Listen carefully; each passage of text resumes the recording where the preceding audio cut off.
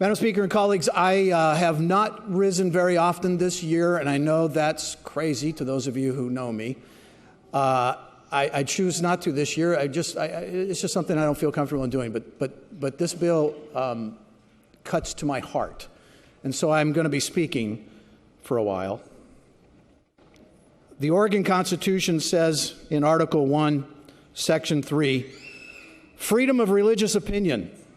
No law shall in any case whatever control the free exercise and enjoyment of religious opinions or interfere with the rights of conscience. Colleagues, today I feel as if we are amending the Constitution without amending the Constitution. The Oregon Health Authority and the Public Health Department have done such a poor job convincing the residents of Oregon on the values of vaccines that they need the power of the government to come in and mandate it. And that value judgment has been made by the Oregon Health Authority rather than the individual.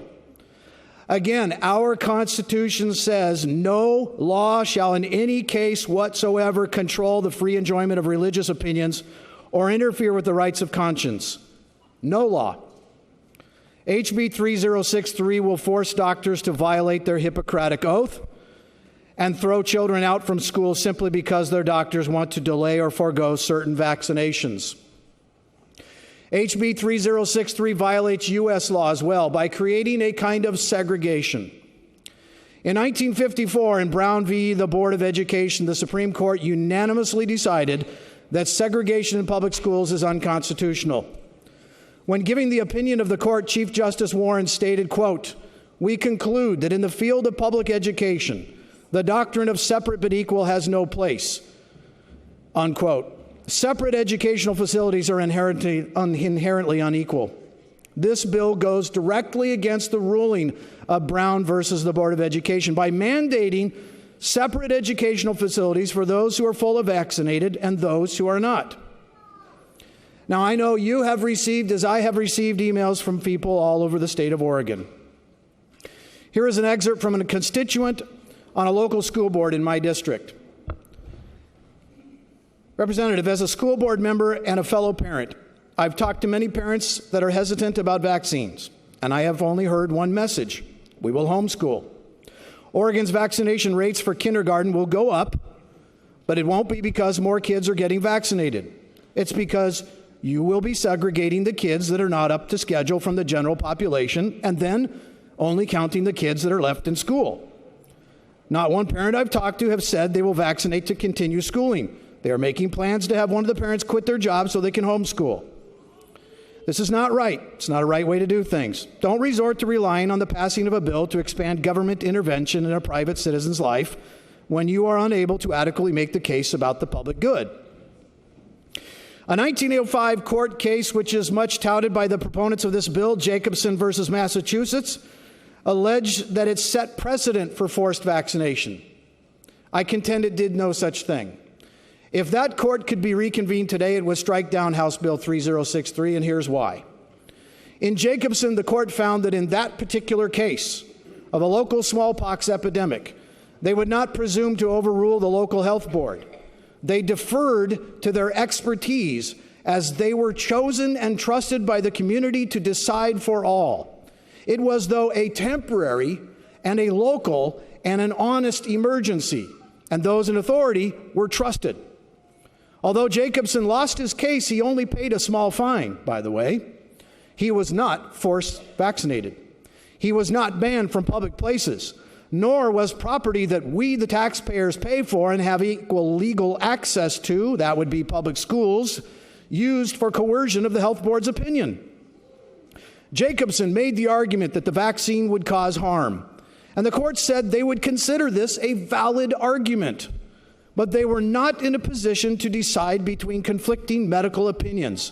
And this goes to the heart of this matter before Oregon's and many other states' legislatures. I might remind this body that just in the last 2 weeks, both Colorado and Maine legislatures rejected this very bill just in the last 2 weeks. Since proponents of HB 3063 claim to only care about children's health and public health, I'll just mention that at Merck's latest quarterly earnings, they brag a revenue of $496 million for childhood vaccinations. Excuse me, Representative. Representative Reschke yields his time. Please continue. Thank you, Representative. Klamath Falls is swell.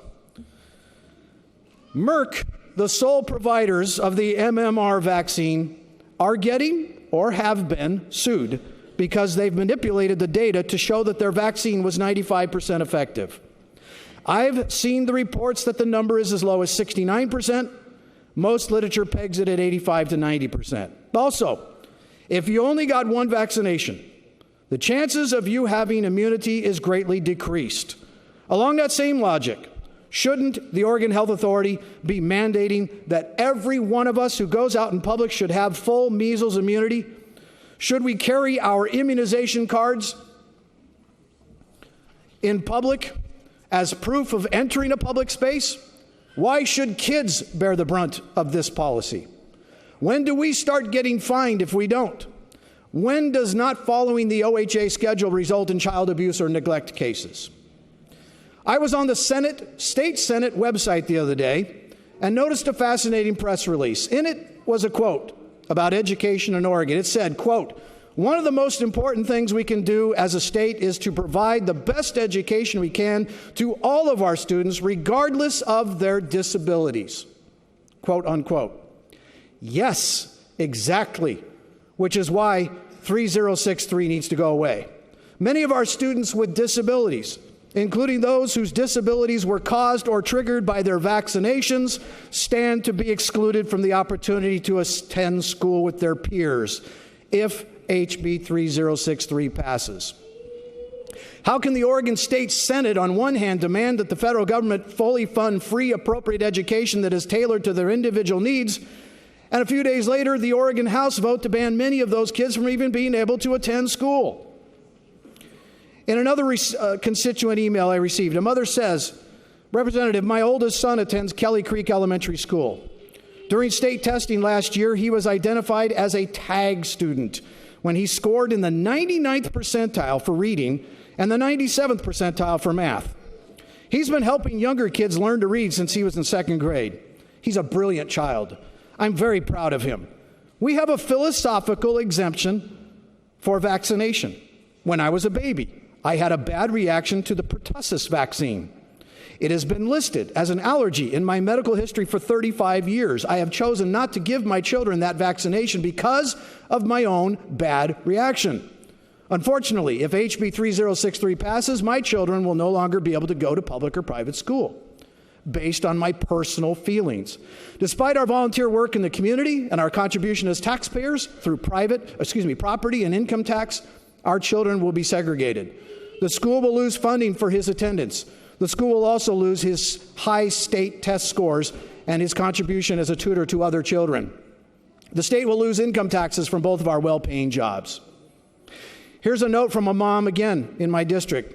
"I have been giving a lot of thought to the last presidential election and the outcry from my fellow Democratic friends, the fears that they expressed for their physical safety, the worry that the marriages of my LGBTQ friends may be endangered in future, and the complete dismay that their rights to personal choice when it comes to abortion were now under threat under this current administration.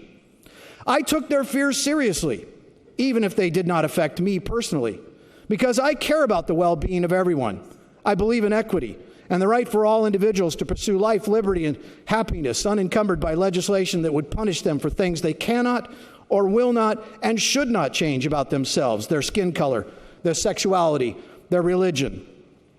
My voting choices and political activities have been subsequently tailored in the past to align with my conscience and the values I have listed above. I know that many of your Democratic colleagues would agree with me on that point.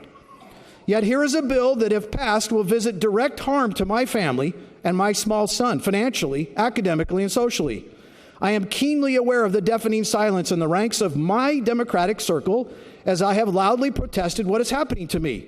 I am aware of the stark difference in how I reacted to their concerns as stated above, which some came to pass and some have not, speaking of the administration, and how they are reacting to what is happening in real time to my family. To say that I am disappointed in them is an understatement.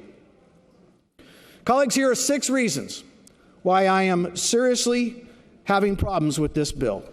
One moment, Representative. Representative Lewis yields his time. Please continue. Thank you. Representative Lewis, Silverton as well, too.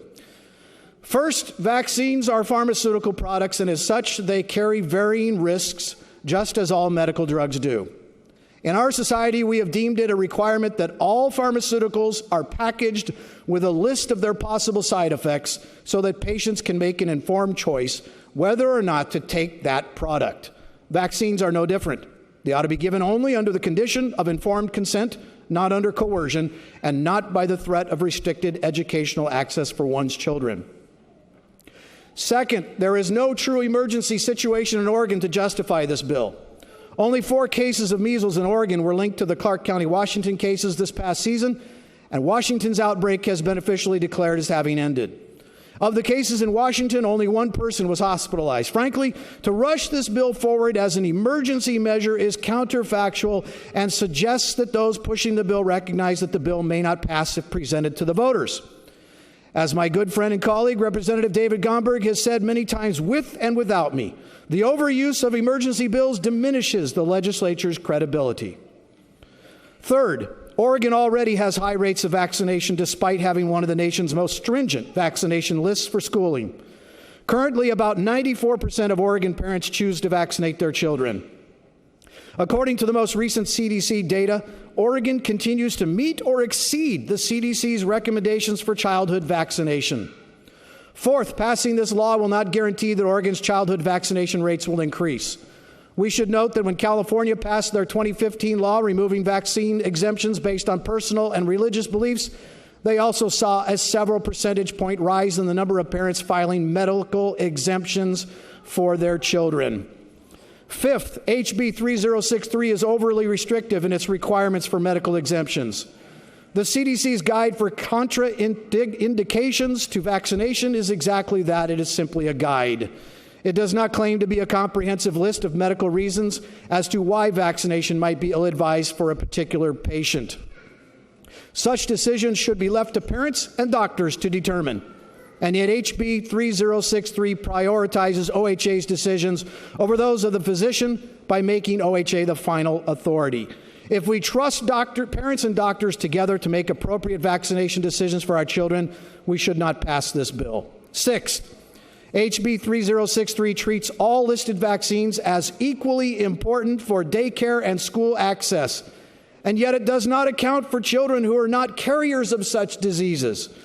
Do we truly believe that a young child who has never had a hepatitis B vaccine is putting classmates at risk, even if he or she is not a hepatitis B carrier? HB 3063 would nonetheless prevent such a child from access to daycare and public school. Furthermore, HB 3063 puts one more hurdle between Oregon children and a public education. I finally want to read an email from a Eugene area physician I received this last weekend. I am an integrative medicine physician with a newly opened private practice in Eugene. My clinic will offer primary care services to thousands of Medicaid patients in Lane County, a physician shortage area. I am morally and ethically opposed to vaccinating my patients against their will.